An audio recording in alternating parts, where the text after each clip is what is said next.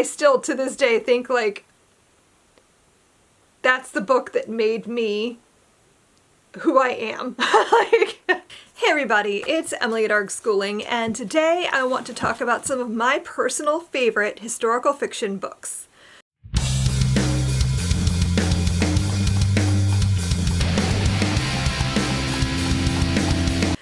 Seeing as it's March Through History Month this month and the readathon is coming to an end, I wanted to take a minute to talk about some of my favorite historical fiction books that I've read over the course of my life. I'm going to try to focus and talk about just a few of them. So let's just get into it. The first book I want to talk about is probably one of the first books that I ever read that I really fell in love with that was historical. And that would be The Devils Arithmetic by Jane Yolen. I read it for the first time when I was probably around 12, maybe 11, but I'm pretty sure I was about 12 years old. And I consider this book like a foundational book for me. This is a book that made me the person that I am today. At its core, it's the story of a girl who time travels and discovers the meaning behind like a lot of what her family has been through. Growing up, she knows that her aunt survived the Holocaust, but doesn't really know much about what her experience was, and is just feeling sort of like whatever about religion and that sort of thing. And during the Passover Seder, she time travels and goes back to the war and ends up in a concentration camp with her aunt and gets to like sort of see firsthand what she went through. And it was a book that really like drew me in to learning more. Like, of course I knew what the Holocaust was because as a Jewish child, you just do. It's ingrained in you from a very young age, like what happened and that sort of thing. So like I knew about it, but that was the first time that I'd ever like experienced like what it would have been like. And it was very eye-opening for me, and it really made me want to learn more. And that is the book I think that like drew me into wanting to read more things about that time period, which is something that I have spent a lot of my life reading about. So that's where it started for me, was The Devil's Arithmetic when I was a very young tween. And it still to this day holds up for me as a great book that I've shared with my kids and have included in Build Your Library, because I still feel like that is a book that really resonates with a lot of kids. Moving on with a more recent selection is Beautiful Little Fools by Gillian Cantor. This is a book I read last year and just loved so much. Like, I still think about it pretty regularly. Beautiful Little Fools is a Great Gatsby retelling, and it is told from the perspective of the women characters in the story. So you get to see from the story through each of their eyes, which I think is just such a wonderful way to retell the story. Not only does it completely shift your perspective of everybody in the story, it makes it a much more dynamic telling. And the other thing that I found just incredibly well done is the fact that the author has turned it into a murder mystery.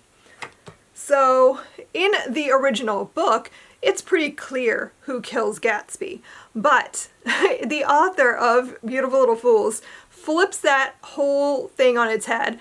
And so you're following this like detective as he's talking to each of the women and trying to put the pieces of this puzzle together until you find out how Gatsby really died.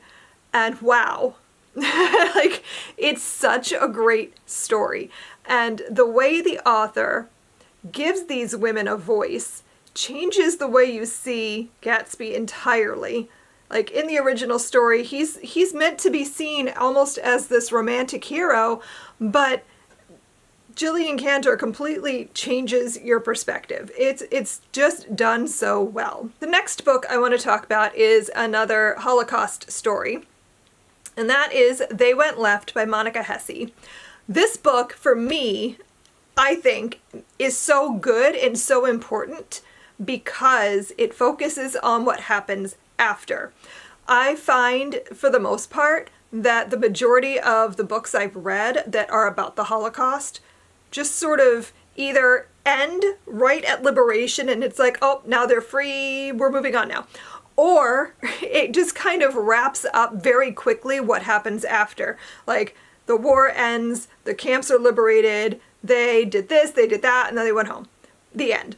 So to have a book dedicated to the what happens after, I think is super important, because I think it's really easy for people to fall into this idea that after their liberation, they just went back to their lives and carried on. And no. You can't just move on after something like that, not only because of the trauma that you've experienced, but also because where do you go? Like, the people who kicked you out don't really want you to come back. So for a lot of people, there was nowhere to go after. Like, they had to leave.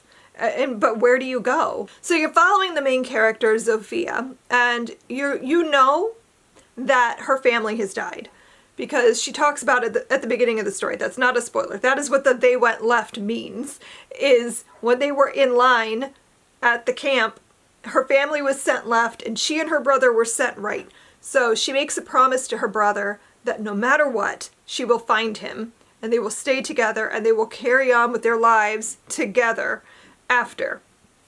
And that is all she's focused on over a lot of the story. This story is so good and so honest and raw and uncomfortable because the characters are all dealing with their trauma. So you're watching like these people making bad decisions, doing things that maybe you would think they shouldn't.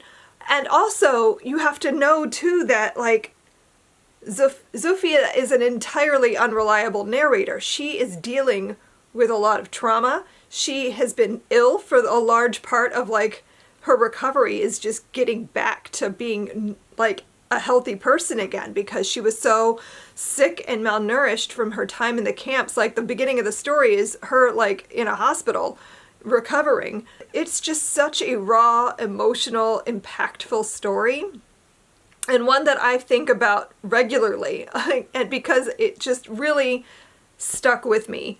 So I had to include it on my list. The next book I want to talk about is For Lamb, and that is by Lisa Klein Ransom. This is another one that I read more recently, and I had to include it. Is this going to be a favorite in 5 years? I don't know. I feel like it will be, but right now I have to talk about it because I just feel like it was such an impactful story. This is a story about lynching in the 1940s in Mississippi. And you're following a character named Lamb, and her mother is a single mother, and she has an older brother, and that is her core unit. And the brother, he has a lot of big ideas and wants to do more with his life, but he feels trapped in the South in this time. And so a lot of the story is about like the two of them, the brother and sister, wanting to be able to grow and spread their wings, and their mother like trying to tamp that down because she knows how dangerous it is to have those kind of ideas and she wants to keep them safe. Over the course of the story, Lamb makes this unlikely friendship with a white girl, and the consequences of that friendship is what the book is about. I'm not going to go into detail because I feel like it's sort of a spoiler, even though you know something bad is going to happen, because that's the setup of the book. It is a violent story. It is a story about like the horrors of what Black people went through living in Mississippi or anywhere in the South in the 1940s, like what that was like, what the mother had to do to keep herself safe, to keep her children safe, and how she fought so much for her children to just be safe. Just like, the story is beautifully written, and it's so incredibly sad and uncomfortable and hard to read, but also so important and beautifully done. Like the author talks about in the author's note how she was researching women who were lynched, and there was like a lot of characters and places in the book are named after these women who all we have is their name. We don't know why they were lynched. We don't know what caused it, what happened. We just know their names. And so she included them in the story that way. And one of them, her name was Lamb, so she named the main character Lamb, but also named the book For Lamb, because this was dedicated to these women who were lynched and whose stories were never told. The next book I want to talk about is Homegoing by Ya Gyasi. It's another one I read years ago, but I still think about. And this is a book about the effects of the African slave trade. And the story begins with two sisters who one is taken into slavery and one remains in Africa. And you watch as their families diverge. And I did not expect this book to be as compelling and well done as it was, because it's told through so many different characters that I thought I would not be able to engage with it as well, but that is not the case. I was so like in the story of these characters' lives. Like you're hopping generation to generation to generation through each side of the family, the ones that were taken to America and the ones that remained in Africa, and you see how the slave trade affected both sides of that, and how this family has carried on over the course of like centuries. It's so well done, so well written, such an important story, so impactful. I feel like it should be required reading for everybody studying American history, or every American, because I feel like it's such a well done story. I don't know, I'm babbling at this point, but the way the author is able to get you invested in every single character, even if you're only with them for a chapter, like, is impressive to me. Because I find that, like, a lot of times, especially when you're hopping perspectives, like, it can be hard to remember whose perspective you're in, and I never felt that at all with this book. The author did a fantastic job of writing these characters and bringing you into their lives in such small snippets. Moving on to the next book, I want to talk about Lovely War by Julie Berry. I'm sure you guys knew this book was going to be on the list. This is a story I read, I don't know, 3 or 4 years ago now, I feel. It's been a while, but I absolutely loved it, and I've actually been thinking about rereading it because it's been a while, and like I want to experience it again. This is a story about World War I, but it's told from the perspectives of the Greek pantheon. So if you're into mythology, this is a great book to like get you into historical fiction. This story is so beautiful and so moving. So you're following these 4 characters and the way their lives are intertwined throughout the war. And the story is being narrated to you by all the Greek gods as they're trying to have this like discussion or this trial about, I forget now which 2 gods it is, but like there's this like trial being held, and they're like trying to explain themselves by showing what they did with these people. Like, it's hard for me to set it up for you in a way that makes sense, because it's been like a few years since I read it, probably. But like, the way the story is told is so interesting. I love when novels give me really interesting narration. Like, I'm not going to talk about The Book Thief too much, because everyone knows that's like my favorite book, but it's that sort of narration that really pulls me in sometimes. Like, having another entity who is outside of human existence telling a story about humans gives it such a depth that like you wouldn't expect. But this book was beautiful. Like, the way that you're pulled into the story about these 4 people and their lives during World War I is just so moving, and I cried, and it was beautiful, and you should read it. If you haven't read Lovely War yet, I implore you to pick it up. Next up is another foundational book for me, and that would be Mary, Queen of Scotland and the Isles by Margaret George. I read this probably like 24 years ago, I want to say, and became completely obsessed with wanting more things like that.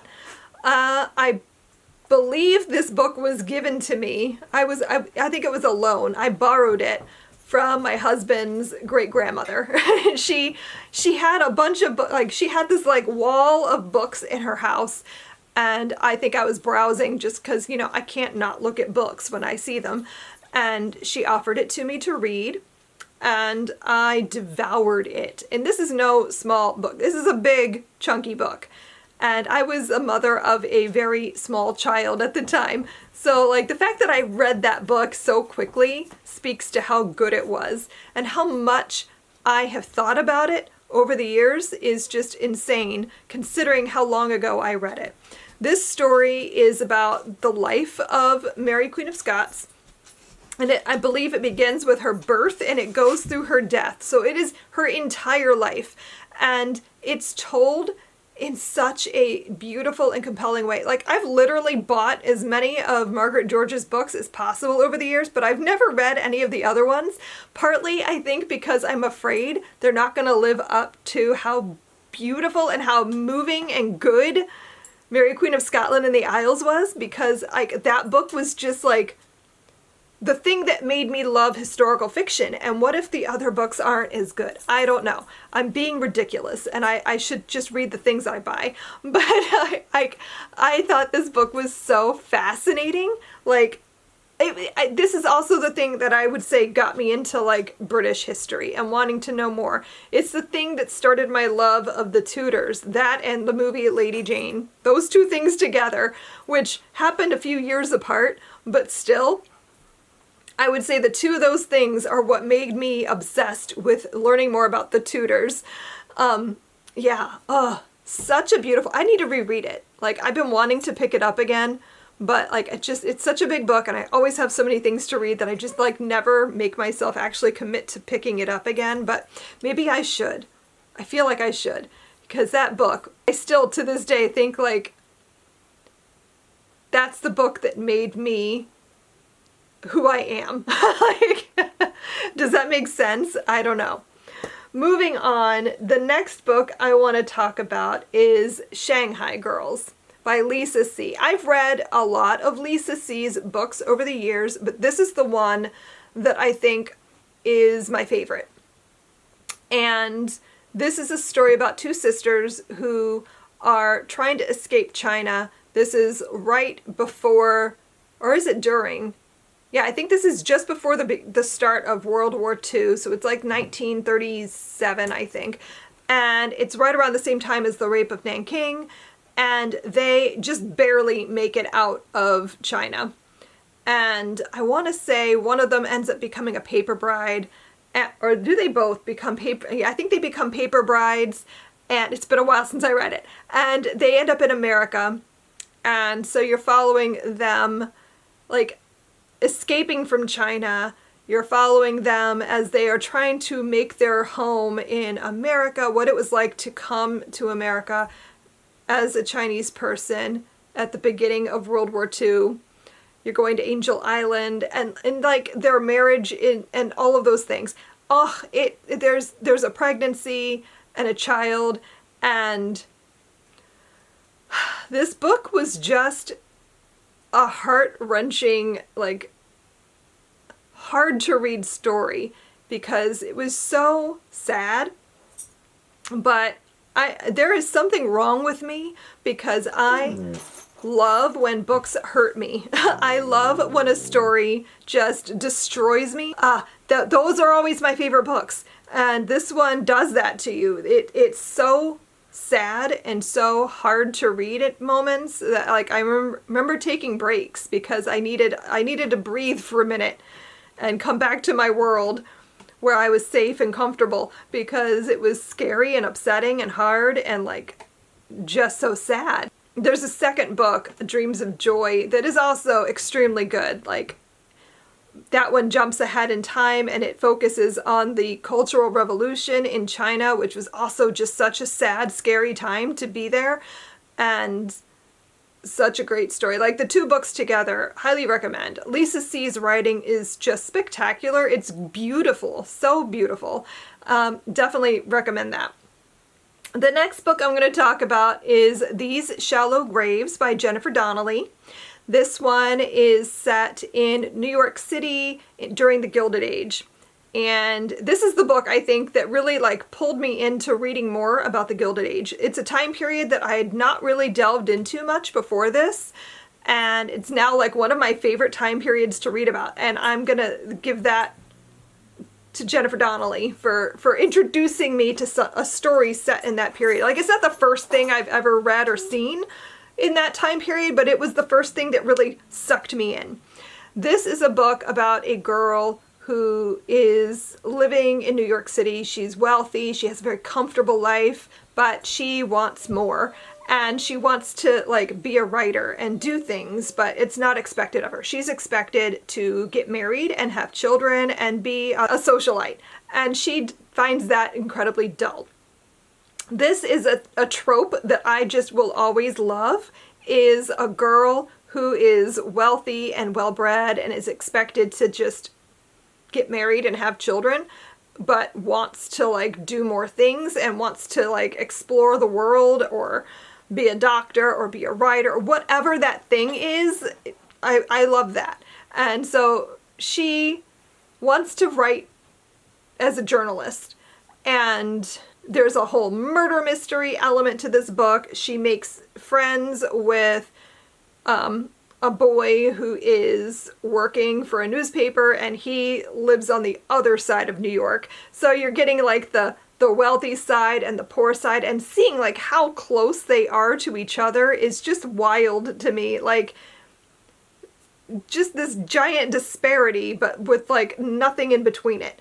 So I found that really interesting. The way the characters interacted, the romance, just the mystery of it, the fact that she ends up in an asylum, which is another thing that I love in books, is when we get to like explore life in an asylum in this time period. Like, fascinating stuff. I love it. And so this book was just so well done, so compelling. I bought more of Jennifer Donnelly's books after that. I've only read one other one though, but I think I own two others that I haven't gotten to yet. But her writing is just stunning. The last book I want to talk about today, I know, I think I've talked about 10 books altogether. The last book I want to talk about is We Are Not Free by Tracy Chee. This is another World War II story, surprise, surprise, and it's about Japanese internment. What I loved about this book, and what I think is just probably the most impressive thing to me, is when an author can write different perspectives and have them all individually have completely different voices.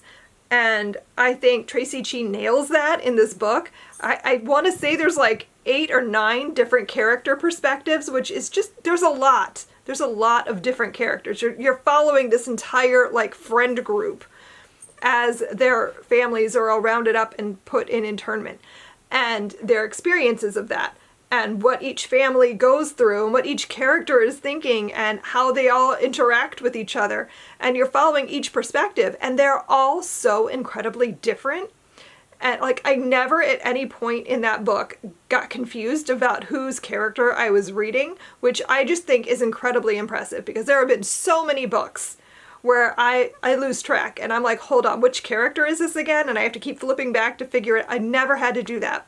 So props to Tracy Chee's writing. She nailed that. But also like the each character is going about their lives and their experiences of internment in such different ways. So like you get to see such a wide view of what internment was like, which I just think was what made this book a standout entirely. Was like, I've read other books about Japanese internment, but they're usually focused just on like one character and one experience. And to have a book that brought that many experiences in all at once made it just such a dynamic book. And it's one I think is, again, super important, and that I think lots of people, so like if you only ever read one book about Japanese internment, I feel like this would be a great one to pick up, because you get so many different perspectives and views about that time period and what life was like before, during, and after the war. So like, I just thought it was so good. I cried. I think most of the books I've talked about today, with rare exception, made me cry. So that's what makes a book a favorite for me, is if it can make me cry, if it can make me hurt, then I will love it forever. So that's it for me today. I hope that you found this video interesting. Let me know down below in the comments, what is your favorite historical fiction novel that you've ever read? I would love to know, because maybe I'll add it to my TBR if I haven't already read it. Thanks so much for watching, and I will see you guys next time. Happy reading. Bye.